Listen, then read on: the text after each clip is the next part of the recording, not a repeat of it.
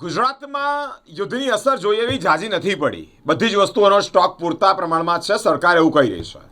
પહેલાં ગેસ બાબતે અફવા હતી કે ગેસની અછત આવવાની છે, પરંતુ શિવાલિક આવ્યું ત્યારબાદ ગેસની સમસ્યા દૂર થઈ, એટલે કે ગેસ માટે ગભરાવાની જરૂર નથી. ત્યારબાદ પેટ્રોલ ડીઝલની વાત આવી તો તેના બાબતે પણ લોકો પેનિક થયા, અફવાઓમાં આવ્યા અને પેટ્રોલ પંપો પર મોટી કતારોમાં ઊભા રહેતા આપણે જોયા.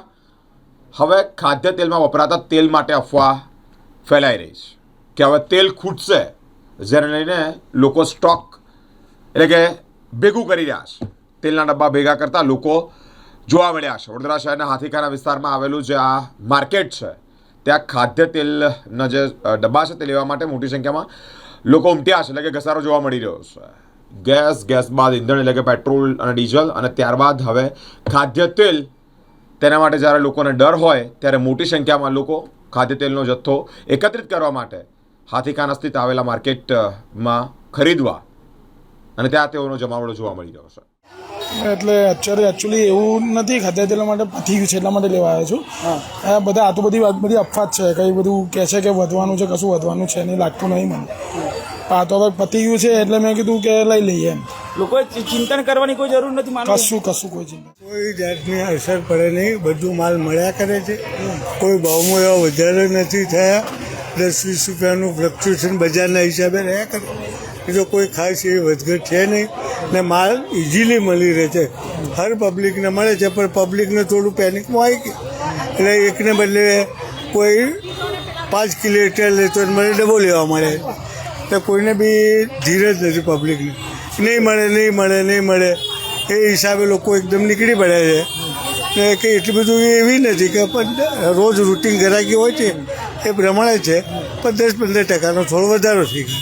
એટલે યુદ્ધની અસર ક્યાંક જોવા મળે છે. યુદ્ધની અસર લોકો રોજ મીડિયા અને બધું ચાલતું હોય ને અફવાઓ એ બધી ચાલતી હોય એટલે બેટા પબ્લિક તો નીકળી જ પડવાની છે. માલ જે પ્રકારે લોકો લઈ રહ્યા છે ક્યાંક ડબલ લઈ રહ્યા છે એવું બને છે. એવું ક્યારેક કહું, આ કોઈની ખરીદ શક્તિ તો ખબર ના પડે.